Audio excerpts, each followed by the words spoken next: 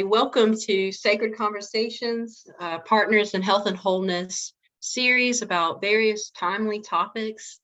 My name is Jessica Stokes. I'm the Associate Director of Partners in Health and Wholeness with a statewide focus on mental health advocacy. Very grateful you have joined us today. Today's topic on burnout could not be more timely. We have all experienced so much this year. And many of us were feeling the symptoms of burnout before the pandemic. I first learned about Dr. Gaither and his work in January 2019, pre-pandemic, at a conference. And as I listened and learned, I kept thinking over and over how much I wish our PHW community was with me in that room. I kept thinking about you all, clergy, volunteers, caregivers, parents, partners, spouses, daughters and sons, and all types of roles that we play in our lives, and how burnout impacts us and those roles and the people that we love. So all of us can benefit from this conversation today and apply it to our own lives. And Dr. Gaither has invaluable information about burnout that in particular eliminates the shame and pressure that we put on ourselves in the unproductive ways we try to deal with burnout. And so I'm very happy about that in particular. And he instead invites more holistic ways to identify, eliminate, and prevent burnout. Before I introduce Dr. Gaither, I want to center ourselves with a prayer. So if you wouldn't mind, please pray with me. And Elizabeth, we can go to that next slide.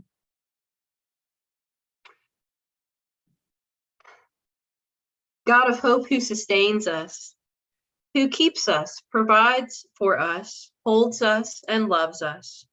Our God that is creating with us, guiding us, and taking care of what we can't get to. A God who keeps the world moving so that we can rest. We do not have to take on everything because you are God. We can rest in your love, knowing that you are with us, showing up too. Thank you, God, for all that you have given us. Let our passions and convictions align with your convictions, God. Let us work for justice and peace, knowing that it is not all on us individually, but this work will continue on no matter what, because you are God. Sustain us through the exhaustion and the pain so that we grow to rely on your hope, which is bigger than us. Amen. So very grateful to introduce our speaker today, Dr. Clark Gaither. Dr. Gaither is the medical director for the North Carolina Physicians for Health program, and he's a board certified physician. He's a writer, speaker, podcast producer, and personal coach for physicians and other professionals who suffer from burnout. He has enjoyed a career in medicine for over 22 years and is part of an office-based family practice in Goldsboro, North Carolina. Dr. Gaither planned and helped to establish a free clinic in Wayne County and Goldsboro, now in over its 13th year, which was a mobile medic unit which traveled to 19 different counties in each month to provide free health care to those with no resources to obtain such care. And I just love that. That's what we're all about here at PHW, access to care. And he also was in 2002 named the Family Physician of the Year by the North Carolina Academy of Family Physicians. In 2010, he became the Fellow of the American Academy of Family Physicians. I could go on and on. Dr. Gaither, thank you for your time, energy, and your wisdom today. And I'm going to happily hand things over to you. If you have a question during his talk, please add it to the chat. And thanks again, Dr. Gaither. Absolutely. Listen, I appreciate the opportunity to share some of my experience, strength, and hope with you today. I came to this topic through personal experience. In 2009, I went to my practice partner and I said, you know, if something doesn't change, I'm going to have to leave the practice of medicine. What had once been a source of joy and pleasure and deep satisfaction had turned into drudgery and dread. And I really didn't understand it. I was quite frankly shocked by it. How could something I once loved have turned into something distasteful? And I was only in my 17th year of practice. I had a lot of career ahead of me. My partner said, well, do whatever you need to do, just don't leave. We had a big, busy practice, and to be honest, I wasn't ready to stop practicing medicine. I enjoyed my interaction with patients very much. It was the business side of medicine that was wearing me out and becoming distasteful. And so I really didn't know what I was doing at first. I made some changes that I thought would help and make me feel better. The first thing I did was I reduced the number of days I worked. Now, that meant a cut in salary, but at that point I didn't really care because I would have paid somebody to make me feel better. So I paid myself by taking some time out of work. So I went to 3 days a week. I worked a longer day, those 3 days, but I was off 2 days of the week and the weekend. I started exercising more. I started reading more outside of medicine. I started picking up old interests and activities that I had let go by the wayside because I was too busy in medical practice. And, all those things I was asking my patients to do, I took my own advice and started doing. And I can tell you that within weeks, I felt immensely better. It was only later I was able to determine that I was burned out. I was suffering from this thing we call professional job-related burnout. And I thought, well, I wonder if any of my colleagues are suffering. And I went online, and it didn't take but a few minutes to determine this was a big, huge problem in medicine, and it was getting worse. In fact, there is a detectable burnout rate in every profession. It's just that some professions are worse than others when it comes to burnout. Medicine or healthcare, police officers, firefighters, teachers, social workers, the clergy. So burnout rates are very high in some professions and lower in others. Now, this is titled pastoral burnout, but when I say pastoral, is anything along the continuum or line of work in this arena, because whether you're a pastor or whether you're a deacon in the church or whether you're a secretary that works for a church, the demands are still there. And so the potential for burnout exists. So I was fine for years after making those changes. I kept that same schedule for about 8 years. And then our PA left, which left my partner by himself on Mondays and Fridays. And I thought, well, that's not good. Those are busy days. I should pitch in and help some. And so I started working a half a day Monday, and then I added a half a day Friday. And then I was working until the mid-afternoon on Monday. And pretty soon I was back to my old schedule. And within 1 year, I burned out a second time. By the way, that sound you hear in the background is my phone, which I thought I muted. So I apologize. Those things you can't get away from them. It'll stop in a second. At any rate, when I went back to my old schedule, within less than a year, I burned out again. And that's when I left clinical medicine. I knew it was time for me. I'd been at it for 23 years, quite hard. And so I transitioned from that to becoming medical director at the North Carolina Professionals Health Program. Those of you unfamiliar with that program, we take care of doctors, MDs, DOs, PAs, pharmacists, pharm techs, veterinarians, and vet techs who've gotten in trouble with drugs or alcohol or other bad behaviors or self-destructive behaviors.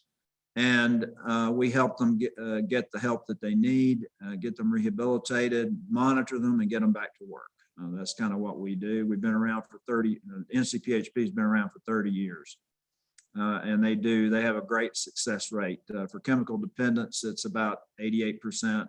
So sobriety at 5 years, which is an excellent track record.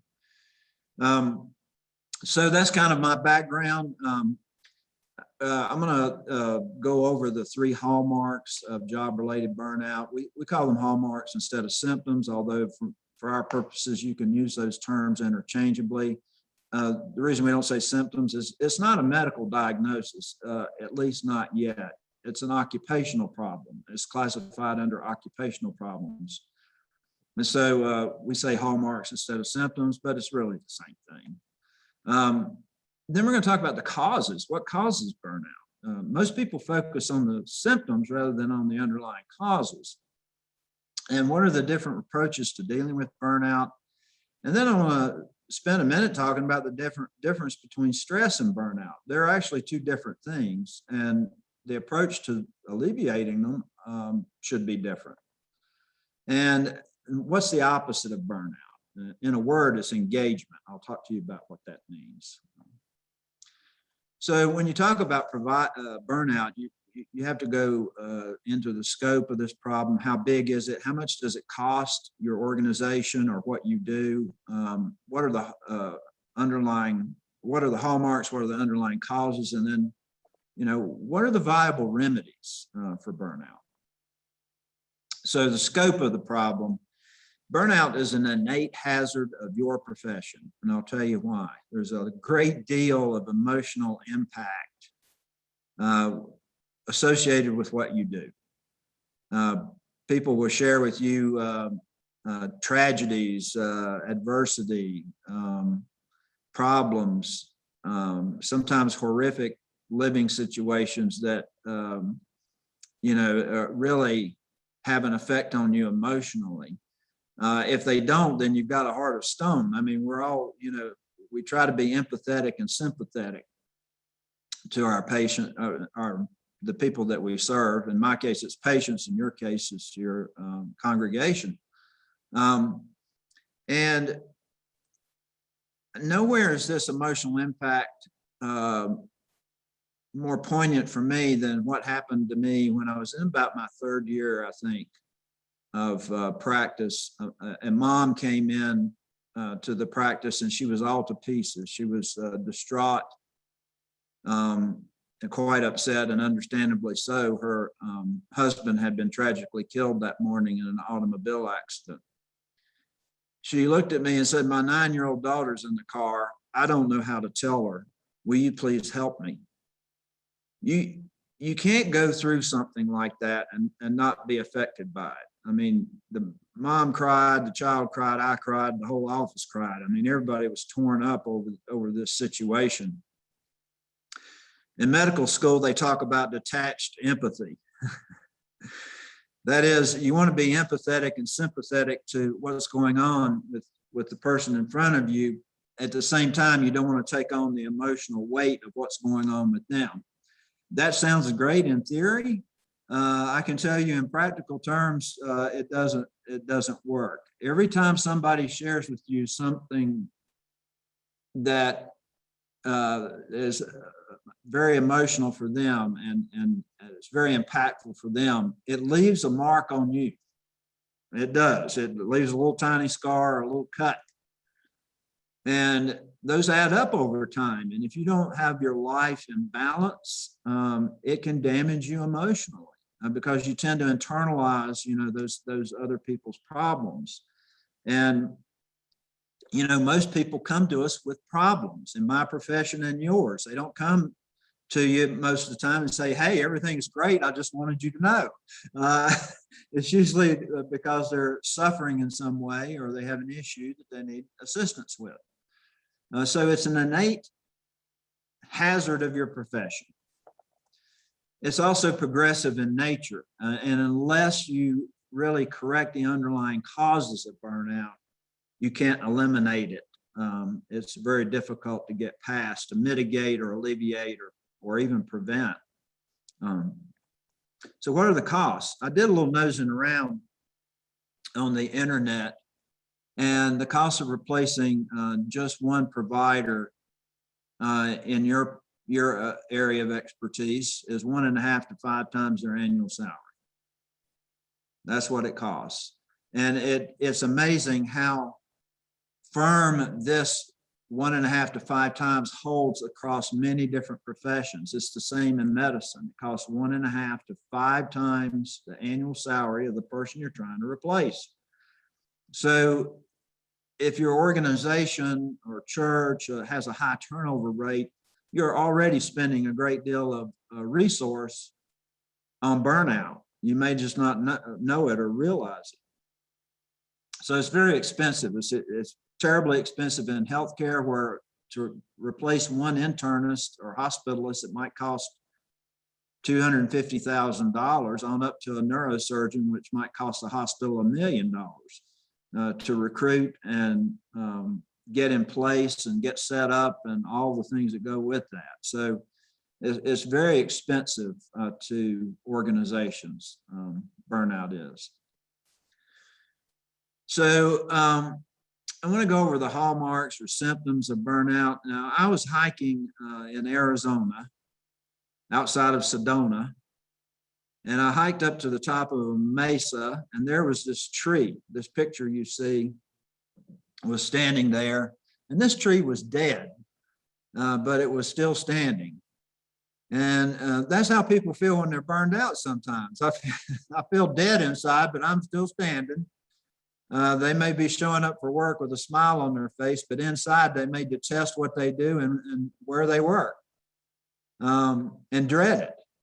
And if you walked over, and to me, this tree was kind of a perfect metaphor for burnout, because if you walked over to this tree, you could snap a limb off with 2 fingers, because it had lost its resilience and its hardiness. It can no longer flex and bend with the changing environment, because it was dead and it was brittle. It had become brittle. So this is kind of what people feel like when they're burned out. So let's go over the 3 hallmarks, and I want you to, as I go over these, see if they sound familiar. See if you recognize these feelings in yourself, either now or in the past. Could be a job you had in the past. The first is emotional exhaustion. Emotional exhaustion is when folks come to feel like they have nothing left to give. In fact, people actually say that. They say, I feel like I have nothing left to give. I have nothing left to give. I'm spent. I've left it all out there. And this is where folks come to feel like they can no longer give of themselves on an emotional or psychological level to the client, the patient, the customer, or the member of the congregation. They feel like they just can't do it anymore. That's extreme emotional exhaustion. The next one is depersonalization. Now, that is a fancy term for you become cynical. You develop negative feelings about not only who you serve, but what you do, the profession you've chosen. You start developing negative feelings, and you disconnect. You disconnect from the people you're serving, and you disconnect. You have a feeling of disconnectedness from what you've chosen to do as a profession. So that's depersonalization, the development of cynicism or negative feelings about what you do or who you serve, and you disconnect from that. And the last hallmark is a lack of a sense of personal accomplishment. And that's where you come to feel like what you're doing is no longer making a difference. It's no longer making a difference in the lives of those you serve, and you feel like it's no longer making a difference in your life. You feel inefficacious. You no longer feel efficacious, you feel inefficacious. Now, I hit all 3 of these.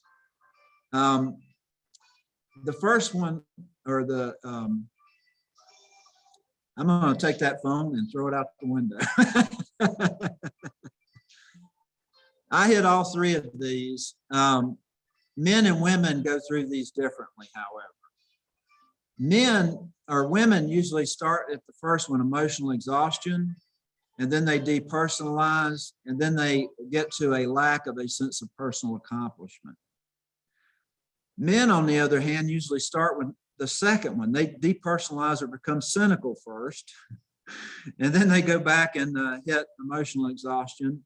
But the average man who burns out almost never gets fully invested in the third one, a lack of a sense of personal accomplishment. They never really get to the place where they feel like what they're doing no longer has any value. It always retains some value, at least to them.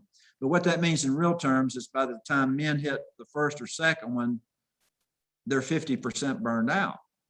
So men and women do go through these a little differently, but those are the principal hallmarks or symptoms of burnout. Now I want you to look at this list: emotional exhaustion, keyword exhaustion; depersonalization, keyword cynicism; and a lack of a sense of personal accomplishment, keyword inefficacy. And I want you to type into the chat board there if you can identify with any of these three hallmarks, either now or in the past in a job you may have had or in your current role. Can you identify with any of these hallmarks? And just type them into the chat box. I'm going to go silence my phone. I'll be right back.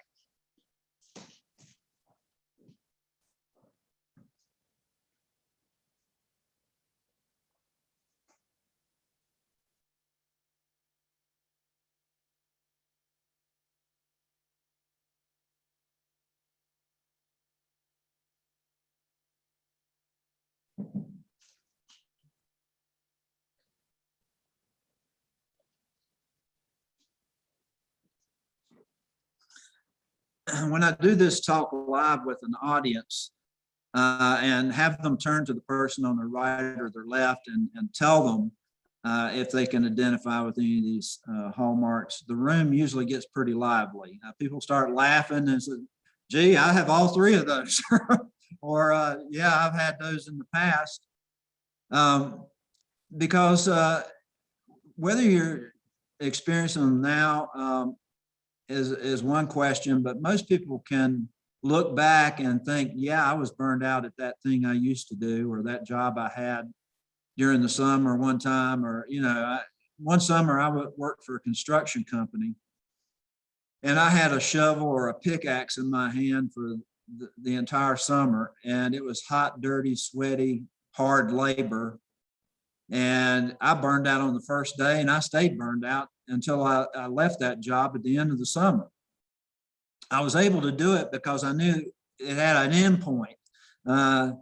When you burn out and find yourself in the career you've chosen and you've got a lifetime of work, when you realize you've got a lifetime of work ahead of you, it can be very dispiriting if you come to realize that you hate what you do, if you don't enjoy what you do, or you don't like where you work.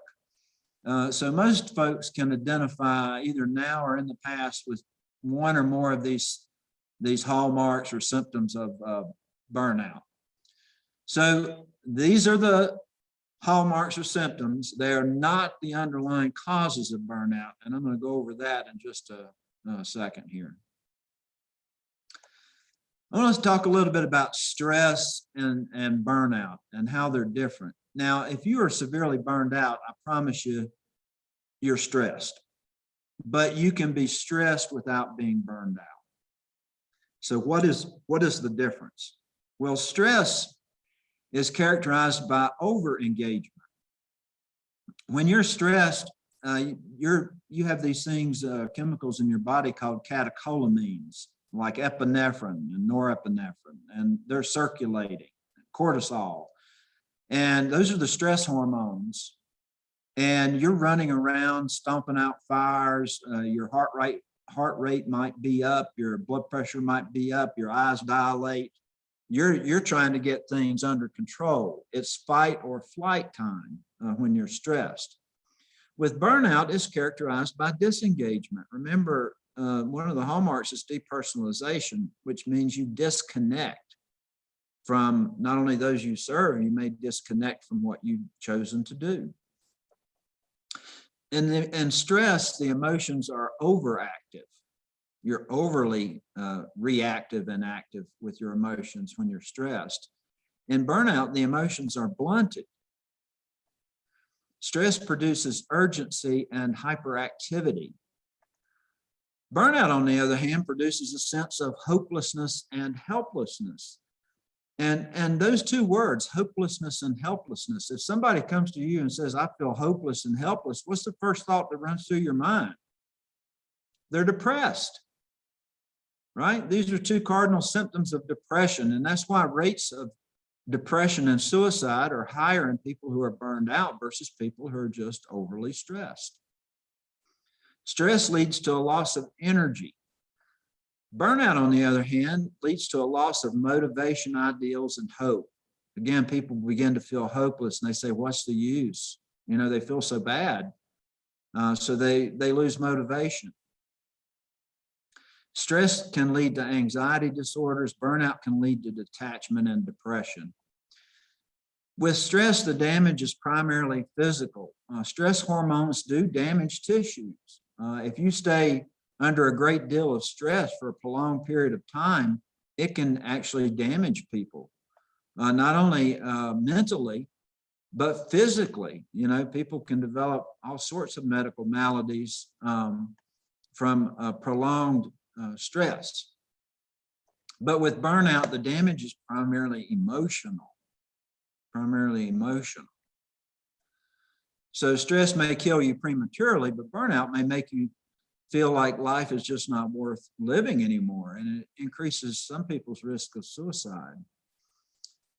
Stress can be more easily identified and treated.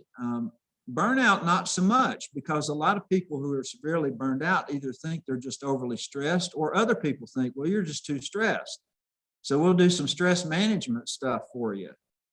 Well, that really doesn't solve the problem, because if they're burned out, you have to correct what's causing the burnout. Treating the symptoms, that can help in the short run, but it's no solution in the long run.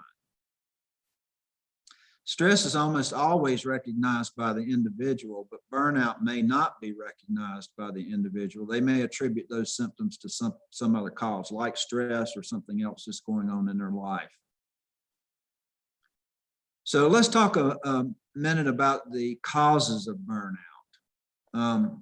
I will tell you that burnout can occur anytime and anywhere. There is a mismatch between the individual and the job you're asking them to do, or the job you've been asked to do. It's that simple. You know, everybody online has a set of natural talents and abilities. You have a set of core values. You have a manifesto probably on life and living, which guides your decision making. And if you apply all those to a job, and the job you're being asked to do runs afoul of those items, or runs in conflict with them, it puts you at risk for burnout. So really, it's the nature of the job and the nature of the person. If there's a conflict there, it sets people up for potential burnout. There are six major underlying mismatches which cause burnout. Now, there are more than six. And by the way, this was all figured out by a psychologist, a PhD level psychologist by the name of Christina Maslach back in the 1980s. She developed the Maslach Burnout Inventory, which is a screening tool, a 22-question screening tool for measuring the degree of burnout in an individual. And she also developed the Areas of Work-Life Survey, which measures the negative impact on these six underlying causes I'm getting ready to go over. So there are actually more than six, but there are six major ones that she identified. And it's not only the degree, not only the number of these six mismatches that are present that can determine burnout, it's the degree to which they're being negatively impacted. In other words, you might negatively impact all six, and burnout can be low if the impact is low on each of them. Then there's one of them, if you impact it severely, people will leave your organization and you will leave it in a quick hurry. And I'll tell you which one that is. But so keep in mind, it's not only the number of mismatches present, it's the degree to which they're being negatively impacted.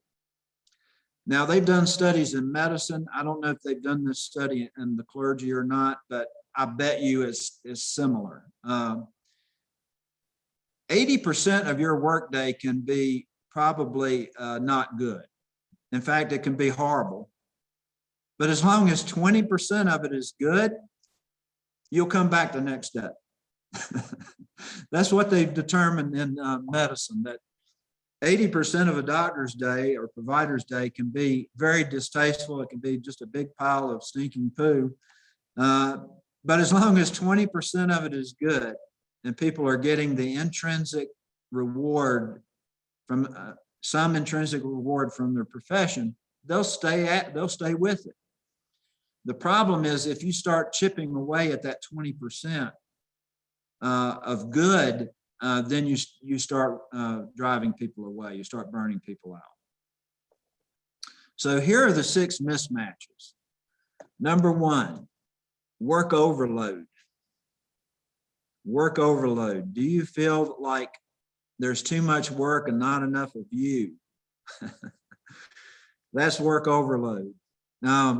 Sometimes as organizations grow, they trim from the bottom line, by reducing staff. Well, somebody has to do the work, and so it's usually placed on someone else's desk. And, employees, they find it hard to say no because it's their boss asking them to do it. And so they find a way somehow or another to do the extra work, suffering maybe the whole time because they don't feel like they're doing a good job or can't get it all done. The boss, on the other hand, thinks, wow, what a great employee. Whatever I give them to do, they do it. I'll give them some more. So you can get into a horrific situation where folks just get loaded up with more and more work.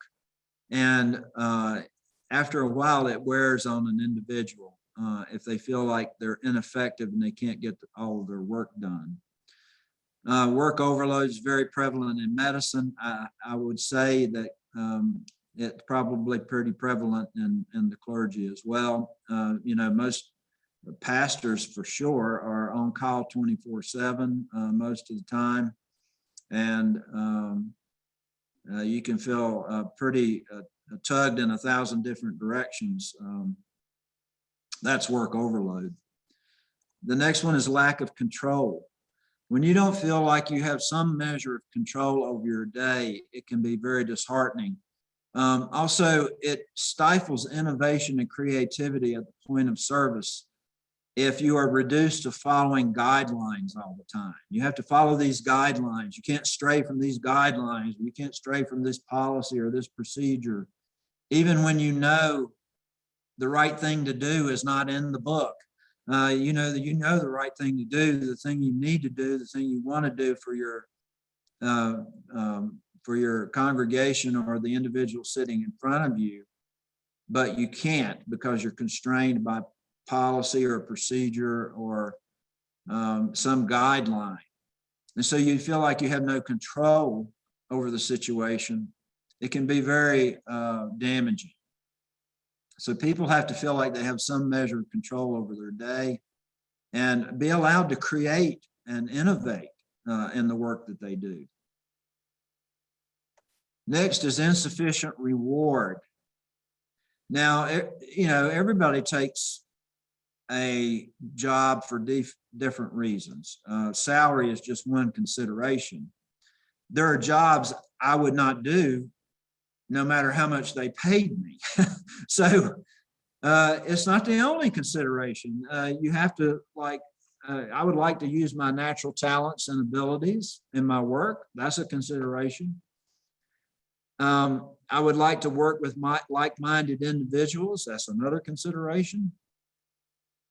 I like the intrinsic reward that I get from doing my job. Now, even if you're completely altruistic, even if you completely, I just want to help people, and that's what I'm going to do. I'm going to help people.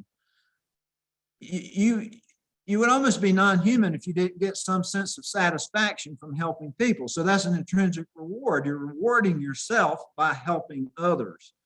And there's nothing wrong with that. That's called self-interest. That's not being selfish. That's self-interest. And so both extrinsic and intrinsic rewards are important and necessary for people to feel fulfilled in what they do in their job. It turns out intrinsic reward is a big one. It will often overshadow the extrinsic reward of salary. Because if you don't get some sense of satisfaction from what you do, you won't do it for very long. The problem we run into is that if the work environment becomes toxic and you're not allowed to do what you were trained to do, what you want to do, what you feel you should do, then people don't feel rewarded and they will move on. So insufficient reward can be a big thing. I mean, just think back of if you're so time pressured, you can't enjoy what you do. If you don't feel like you're doing the best job you can do for the person in front of you who presents with a problem, then you don't get that sense of reward. It can be very disheartening. Next is breakdown of community. Now, this is a community, your community. We have many different communities. We have our faith community. We have our, if you, in your workplace, that's a community. If you have a hobby or activity that takes you out of the house, and like if you like hiking or camping or doing things with other people, that's a different community probably of like-minded people. When you start to feel isolated or siloed up and you feel that sense of disconnection, that's called breakdown of community. Everybody needs to feel like they're pulling on the same rope in the same direction. If you don't have some sense of unified purpose, then you no longer feel that sense of connection, or everybody's so busy they can't get together and talk about things. And that's been particularly true during this COVID situation, where get-togethers were virtually eliminated, in-person get-togethers. And while this is okay, it's not like the one-on-one interaction you get when everybody's in the same room. And so a lot of our communities' connections were broken by this COVID pandemic. In fact, the pandemic has served to amplify the hallmarks of burnout and intensify the negative impact on the drivers of burnout. Because just think about all of these things I'm talking about and how COVID potentially interfered or affected each of these 6 mismatches. The next one is absence of fairness. Oh, I want to go back to this one, insufficient reward. Here's a clinician. A clinician made this statement, and I think it's very poignant. And I think it's to the point, and I think it carries weight even for what you do. And that is, he said, every day I go to work, I'm faced with 1,000 tiny betrayals of purpose. Every day I go to work, I'm faced with 1,000 tiny betrayals of purpose. What he's talking about here is reward. I can't do what I was trained to do, what I want to do, what I know needs to be done, because there's so much interference and outside influence. And so they feel like their purpose has been damaged. I thought that was very poignant. The 5th one is absence of fairness. Now, there's a lot of inequities that in healthcare for sure, and I'm sure you've seen a lot of inequities out there of different types in your congregations. But also the biggest one for providers such as yourself is if you can't do what you were trained to do, if you can't do what you know needs to be done because of outside influence or interference, it can seem awfully unfair. And again, that gets back to that intrinsic reward. And the last one, and this is a big one, is conflicting values. If you find out you're working for an organization that is not in alignment with your values and who you know yourself to be, you will leave that organization. Some organizations have gone so far to lie to customers. You know, big corporations say our customers are number one.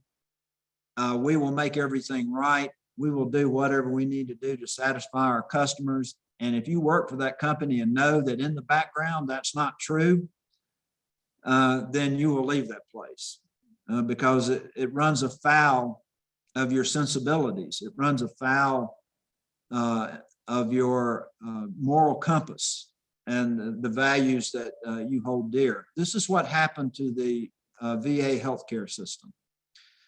Back in the 60s, 70s, even 80s, the VA system wasn't perfect, but it functioned fairly well for our veterans. And then some wizard of smart in Washington said, you know, they're not seeing enough of our veterans. We need to start sending down quotas. And so they started sending down quotas to have people, you know, you got to see this many servicemen within this time frame. And a lot of mandates came along with that without any increased funding or resource. And so what happened was sooner or later, some of the VA hospitals started actually lying to the veterans. Yes, we have you on that waiting list for that referral to that neurologist that you need.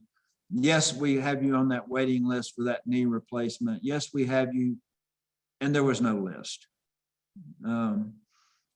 So they were actually lying to the veterans. All of the honest people packed up and left. All of the people who didn't have any problem with what was going on, and the worst ones, they stayed. What do you think happened from there? Things got worse. And so they ended up in this death spiral that they're only just now climbing out of. And so this is an example of conflicting values. Now, this happened to me. One day I couldn't get the medicine I knew a patient needed. I had tried every medicine in the class that this patient was on for the particular problem they had. And there was only one medicine that worked for them, but it wasn't on the insurance company's approved medication list. And they would not approve it. It was not generic and it was expensive. And yet the patient did very well on the medication. They didn't have any side effects from it. It mixed well with their other medications. And I knew everything about this patient. I'd seen them for 20 years. I knew all about them, all about their allergies and sensitivities and comorbidities and all that stuff. The person telling me no on the other end of the phone was not an MD and did not know them and had not seen them or examined them or talked with them. And yet I was still getting no. One day it dawned on me, I was billing under a provider number and collecting a fee. And I began to feel like part of the problem. And the day that hit me was the day I told my partner that I was leaving clinical medicine, because it started running afoul of my values and in a way that once I recognized it, it would have been hypocritical for me to continue. So I left clinical medicine. This is a big one for most people. This is the one I was telling you about. If you impact just this one severely, people will leave the organization in a quick hurry. So I want you to take a look at this list. Work overload, lack of control, insufficient reward, breakdown of community, absence of fairness, and conflicting values. And I want you to type into box if you felt any of these, either now or in the past, if any of these sound familiar to you. I'll give you just a second to do that.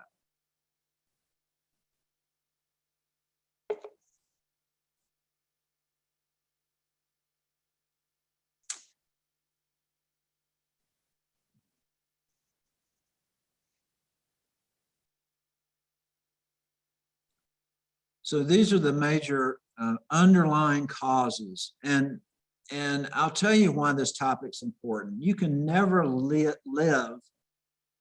a life of happiness and passion-driven purpose if you're burned out. I mean, you can't. If you don't like what you do and the people you work with and the people you serve, it's going to interfere with your sense of reward and fulfillment. You may lose your passion, or you may have never generated a passion for what you do. Maybe you chose the wrong profession. I will tell you that 10 or 15% of people who end up in healthcare chose either the wrong profession or the wrong job in the right profession. The wrong profession is medicine. They went into medicine, but they should have gone into engineering or chemistry or some other profession other than medicine because they're not suited for it, and it doesn't really tickle their fancy. The wrong job in the right profession is they became, and I'm speaking about my profession, they became a pediatrician, but they should have been a radiologist. Or they became a pathologist and they should have been an internist. So that's the wrong job and the right profession. They chose the right profession, which is medicine, but they chose the wrong application. So there's no shame in that. But in order to be your best, in order to use your natural talents and abilities at their utmost, which God gave you, you have to make sure you chose the right profession or the right job in the right profession. Otherwise, you're not going to be at your peak. Now, that doesn't mean you won't live a life of unhappiness necessarily. It doesn't mean you won't be successful. It doesn't mean you won't feel some sense of fulfillment. You just won't have your best life if you're laboring in a burned out scenario. People can put their head down and grind away for decades at a job they hate, and they can do it, but they'll end up bitter and angry and resentful, and it will shorten their life. And none of that sounds good to me. So if you feel like you're burned out, it might be some change may be needed. And also, these are important things to remember because you're going to talk to a lot of people with a lot of different problems. And when you're trying to decide, is this person just stressed? Are they just depressed because of some external cause or intrinsic depression? Or are they burned out? Because the approaches, as you can see, should be different for those. So this may be useful to you, even if you find yourself in the right job, right profession, everything's cooking the way you planned and you love what you do and those you serve. You need to know these things so you can best help them because are they suffering from a mental health issue, or are they overly stressed, or are they burned out because it's a different approach. So let's talk about viable remedies to all of this because it's not, I will tell you that burnout can be alleviated most of the time almost instantaneously. If you change those underlying drivers, if you lessen the negative impact, or if you find yourself in a really toxic work environment, if you leave that environment and go to one that's better suited for you, the symptoms go away magically almost. I will tell you that 10% of the time people burn themselves out. Only 10% of the time. And the way that usually happens is workaholism. That's one way. They can develop an addiction. That's another way people burn themselves out. They can have a tumultuous, toxic personal life, which slops over into their work life. That's another way they can burn themselves out. But it's only 10% of the time. 90% of the time is the work environment. Because if you look at those underlying drivers I went over, all of those are connected to the work environment. The work overload, lack of control, insufficient reward, breakdown of community, absence of fairness, conflicting values.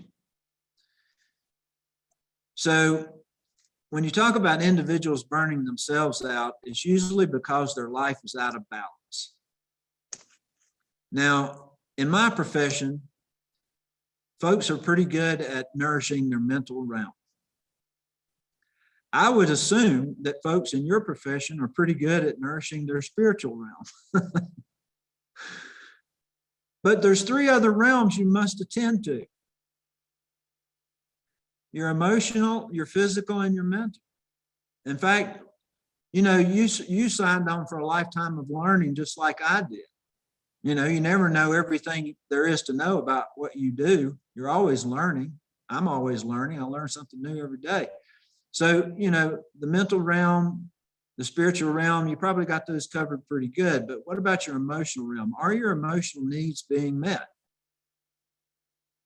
Are you able to voice to another human being what your emotional needs are? Because if you walk around expecting somebody else to read your mind, they're not going to be met. You have to tell somebody if you're suffering emotionally or if there's something you need to help you emotionally from that other person. And physical realm, do you exercise regularly? It's important. I have never met a person who felt good in their head that felt bad in their body. And I've never met anybody that felt good in their body if they felt bad in their head. It's all connected.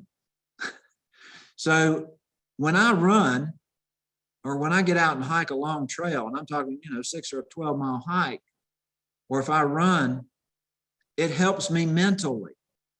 I know it helps me physically, but it helps me mentally. It clears my mind, because you can't hold your cell phone while running or hiking, or at least I don't advise it. It's those distractions. We're distracted from the time we get up in the morning till the time we go to bed. And everybody's making demands on us, and we have to meet those demands. We never have time to shove aside the noise and think and problem solve. And physical exercise is a way to do that. It will help you figure things out. A lot of times I'll start a run with a problem and finish a run with a solution, because it oxygenates my brain. It opens up new neural pathways. And I will tell you that most doctors are horribly out of shape. I don't know how it is with the clergy, but look around. You can tell those that are in shape and those that are not.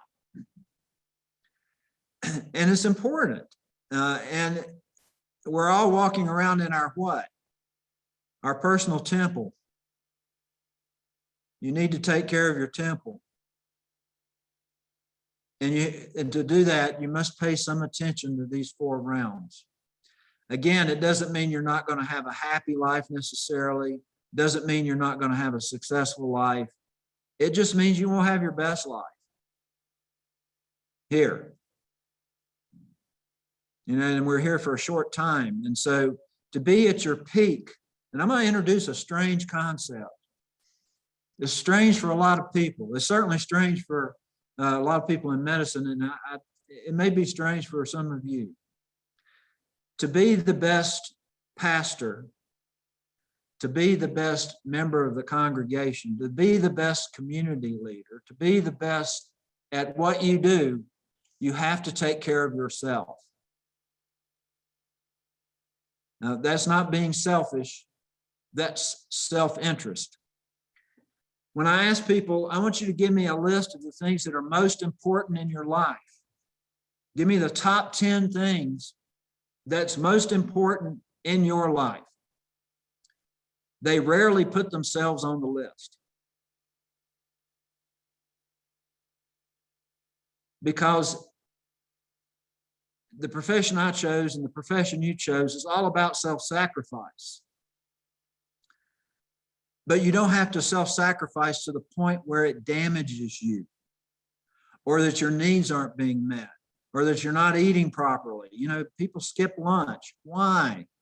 You know, your body needs nourishment. When the gas tank needle starts going to E, you don't keep driving. You start looking for a station, especially now since we got this little gas shortage going on. But you have to take care of yourself, which means you have to make sure your mental, emotional, physical, and spiritual needs are being met. You must pay some attention to all of these realms. If you don't, your life will be out of balance. When your life is out of balance, you can't handle, after a while, all that life is going to throw at you. Remember all those emotional impacts I talked about? If you've got a life you're living in balance, you can handle those emotional impacts. However, if you're getting those impacts and your emotional needs or your mental needs are not being met, or your spiritual needs are not being met, it's going to be a lot more difficult to offload those stressors. So it's important. It's important that you take care of these 4 realms.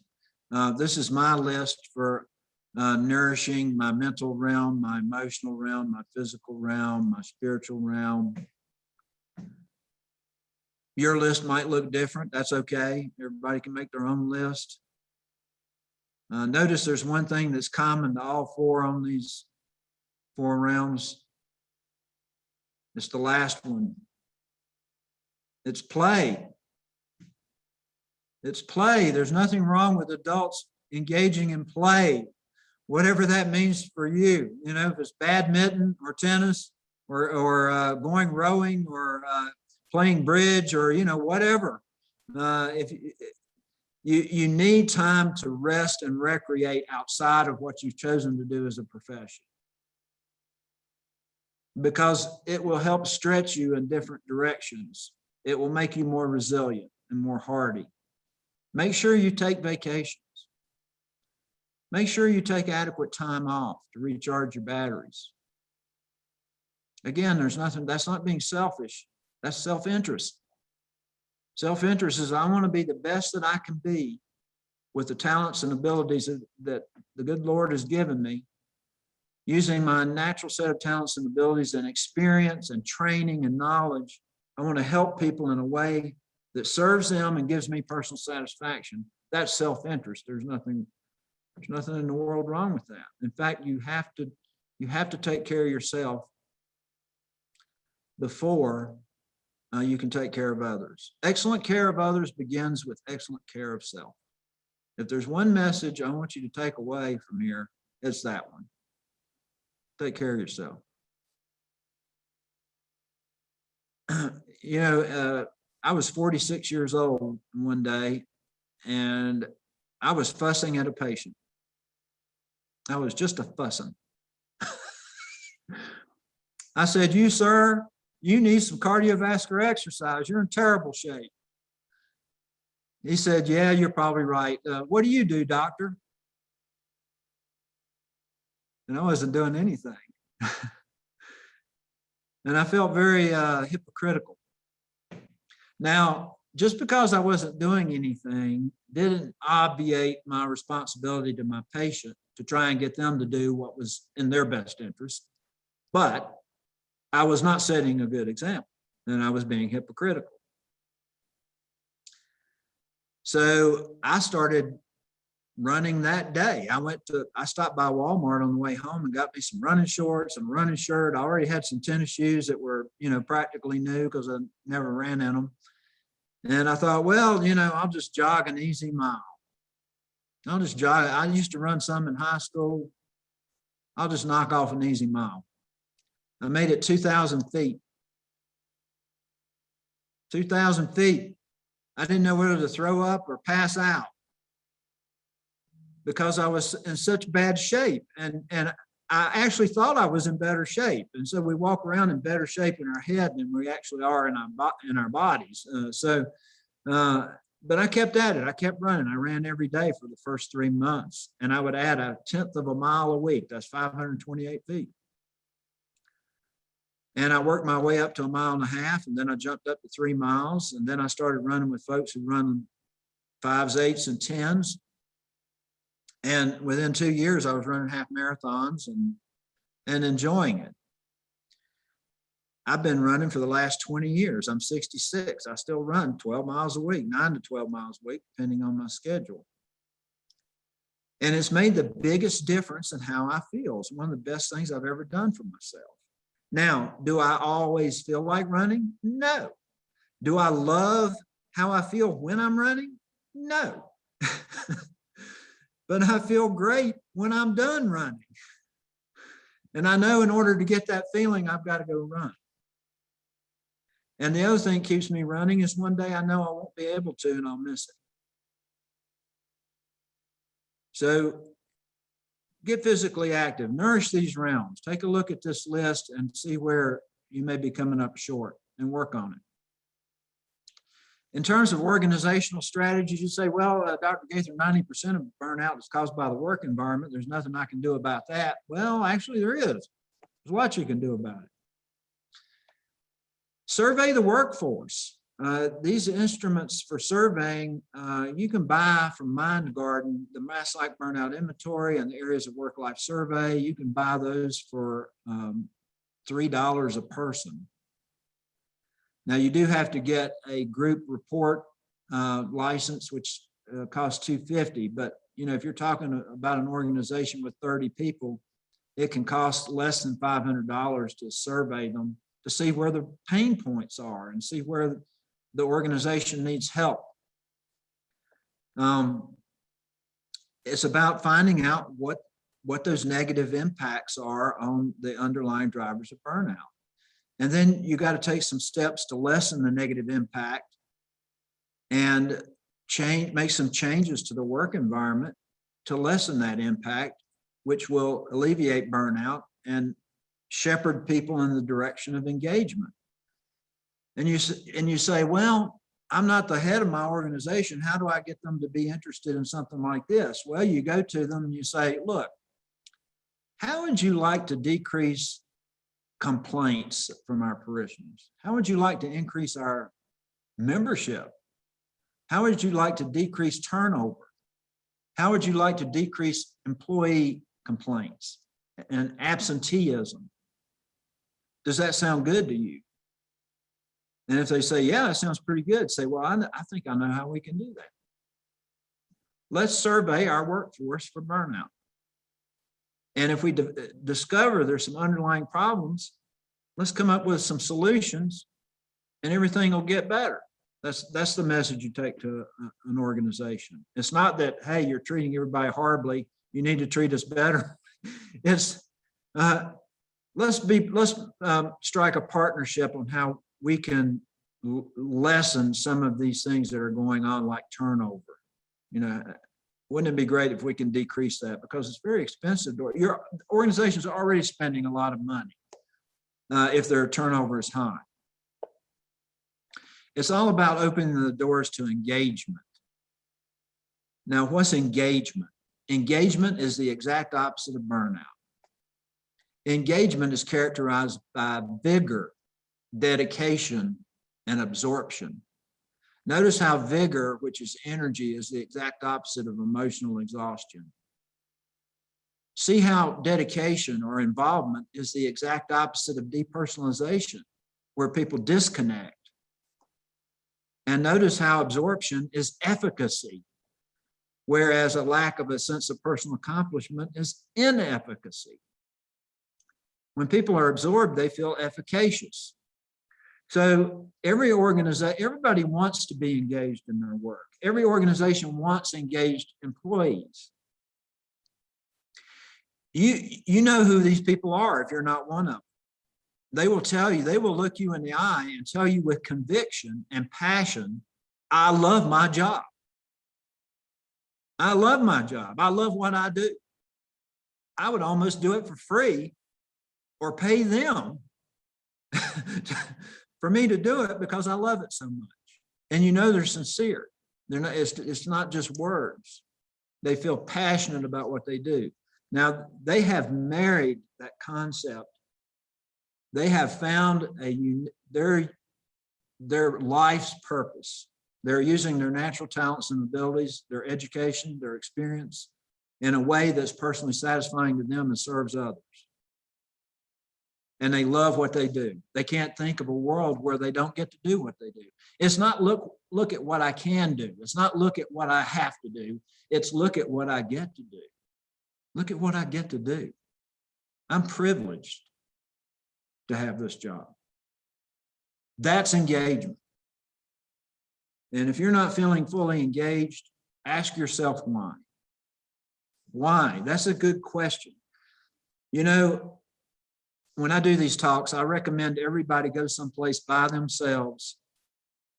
Let's call it a spiritual retreat. Go someplace by yourself for 2 or 3 days a year, preferably a week, but at least 2 or 3 days a year. Go someplace by yourself. Rent you a cabin in the woods somewhere. Go to an island that's practically deserted and take some long walks on the beach by yourself. And ask yourself these questions. Am I where I want to be at this stage of my life? Am I where I want to be? If not, where do I want to be? And how am I going to get there? Those are important questions. And it's like going for a mental checkup. It's like going to the doctor for a physical checkup, but this is a mental checkup where you're asking yourself, if you're feeling dissatisfied and unhappy, you have to ask yourself these questions. Am I where I want to be in life right now? If not, where do I want to be? Because if you know where you are and you know where you want to be, you can take some steps to get there. And you can map out your future. You can set some 3, 5, 10, 15, 20, 25-year goals, which you should do. And you should write them down. And you should post them somewhere, because if you don't write them down, chances are they're not going to happen. But if you write them down, chances are good, they will happen. So this is the goal, engagement. So if you burned yourself out, you got to do the things necessary to get out of that by nourishing those realms, making sure your needs are being met.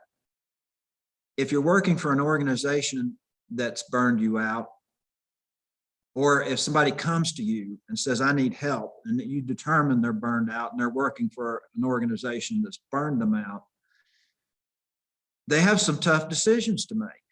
And I'm not going to say it's going to be easy. If you go to the organization, or if they do, and they're just not going to change, they're just not, you know. The work environment, they don't want to hear it. They say, look, if you don't like working here, go someplace else. They've got a decision to make. Again, you can they can put their head down and grind away at a job they hate, or a workplace that they hate, and they can do it for decades, but they'll end up bitter and angry and resentful, and it will shorten their life. I don't think that's a good plan. So some folks have to leave where they're working and seek other job venues where their talents and abilities are welcome, where they're able to innovate and create, where they feel a sense of satisfaction from what they do. And I hear this all the time. Well, you're a doctor, you know, you command a great salary and you've got lots of choices and it's different for you. No, it's really not. When I talk to providers who work in toxic work environments, they don't want to leave them. And here's the reason. In their mind, they're thinking with a burned out brain, and burned out brain thinking is not normal brain thinking. Burned out brain thinking says, it's too late for me. I've got too much invested here. I don't have the right skill set. I've worked here for too long. I won't do as well over there. It'll take me too long to find another job. All of those are self-placed barriers. Every single one of them. The loudest voice you will ever hear in your head saying no is yours. It's your own voice. And no, I'm not proposing that when you're counseling people, or if you yourself feel this way, I'm not saying, hey, turn in your notice today and leave that place and go look for other employment. I'm saying start prepping. Get your resume punched up. If you feel you lack a certain skill or a certain piece of knowledge, go out and get it. Start looking around. Start putting out feelers. It might take you 2 years to make a change. The point is, you've determined what the problem is. You've determined there's no viable solution where you are. So I am going to leave this place, and I'm going to work at some place that's more conducive and fits me better, my values, my core talents and abilities, and my moral compass. I'm not saying it's going to be easy. I'm just saying it's probably necessary. So that's burnout. Yeah, you can do resilience training. You know, organizations will do this.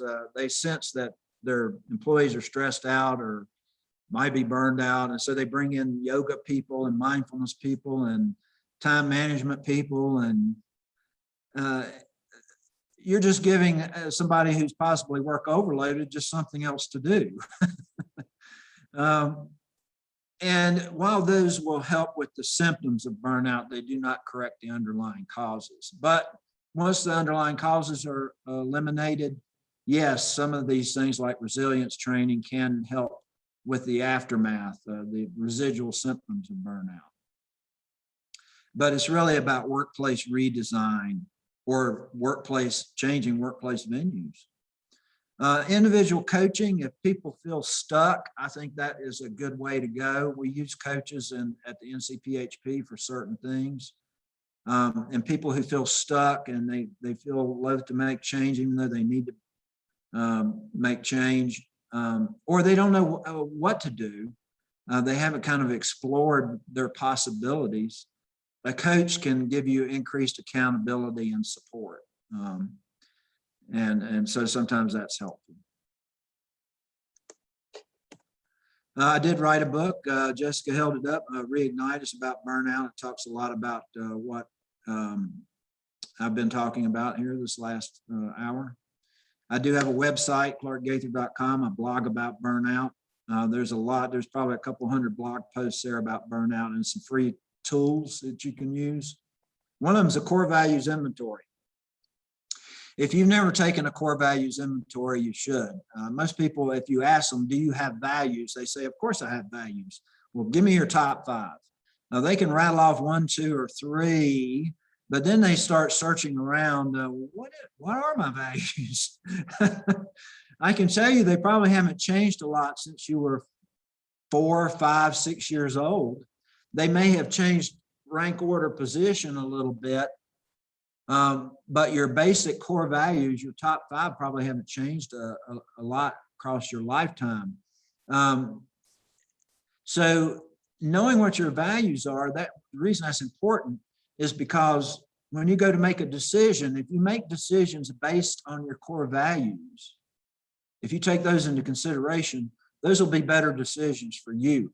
If you make decisions that rub against your core values or go contrary to them, those will probably not be good decisions for you.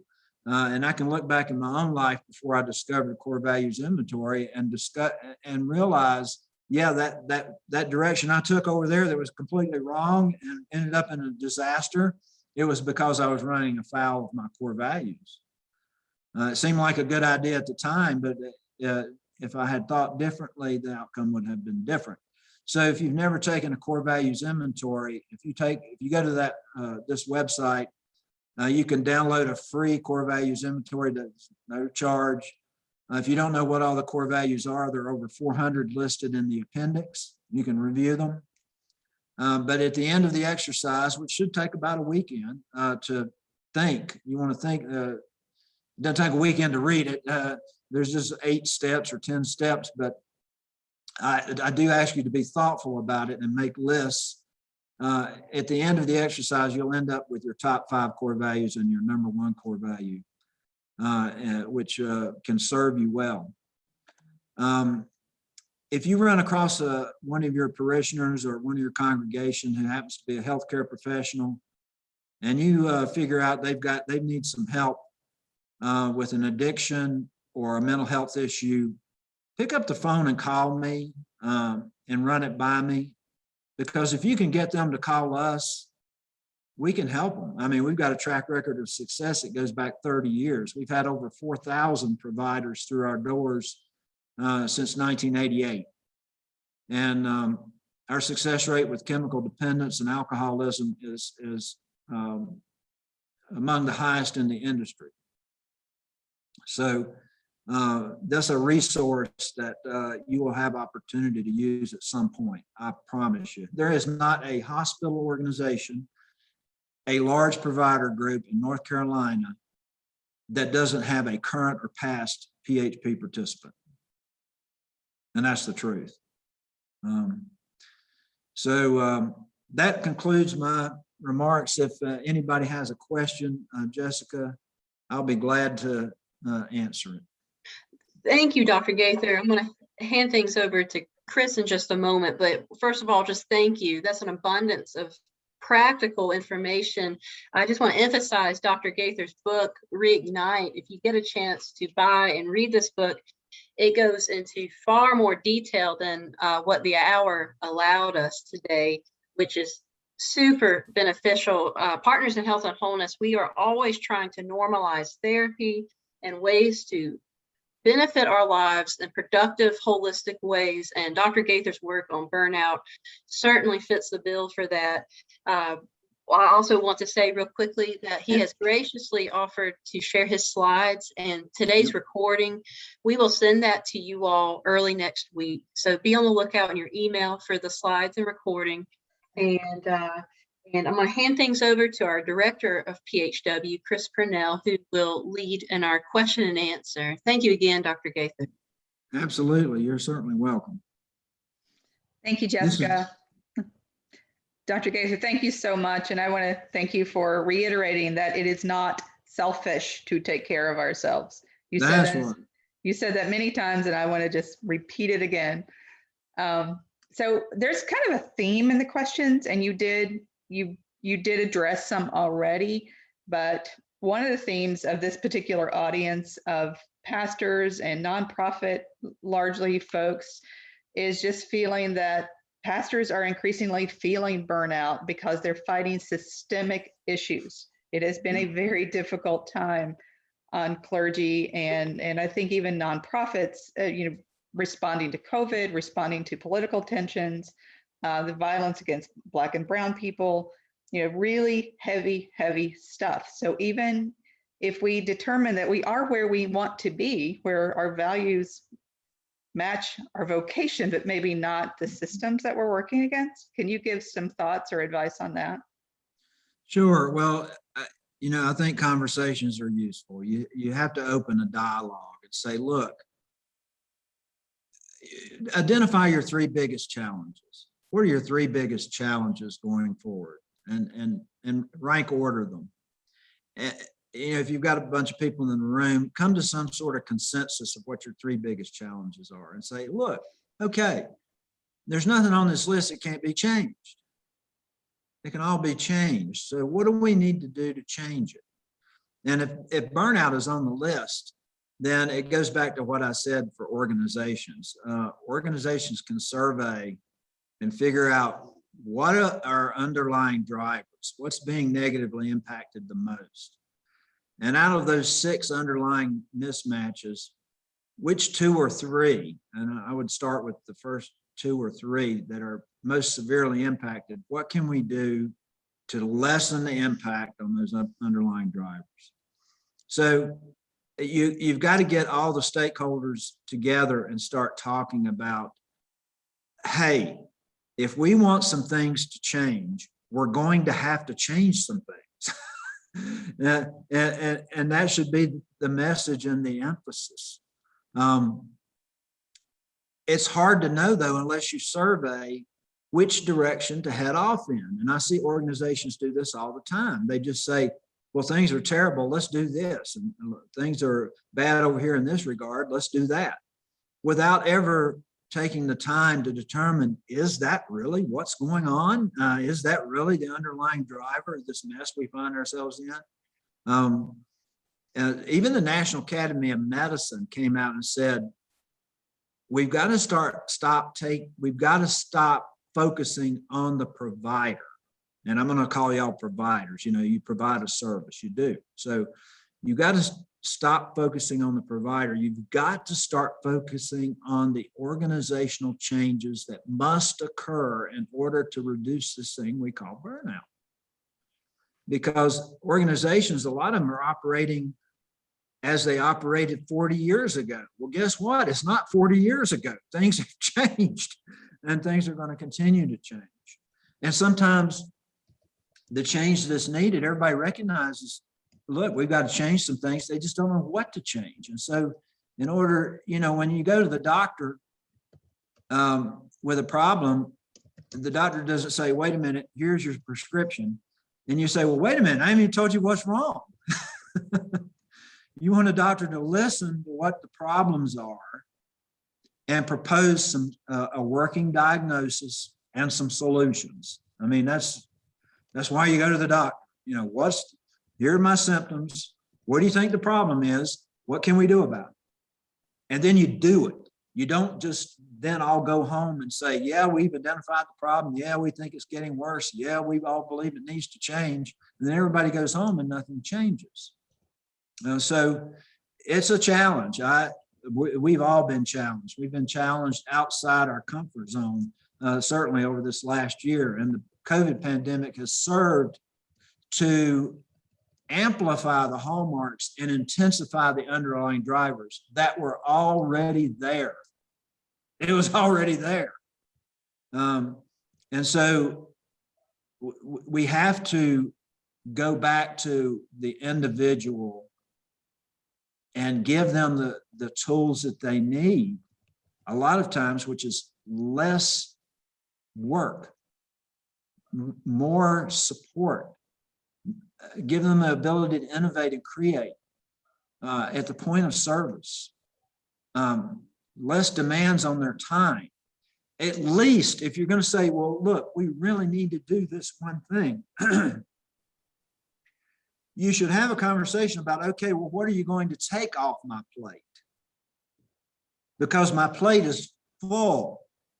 My plate is full, and everything we said on there, things are falling off the edge. You know, it's like going down a buffet. The plate's full after a while and you can't put anything else on it.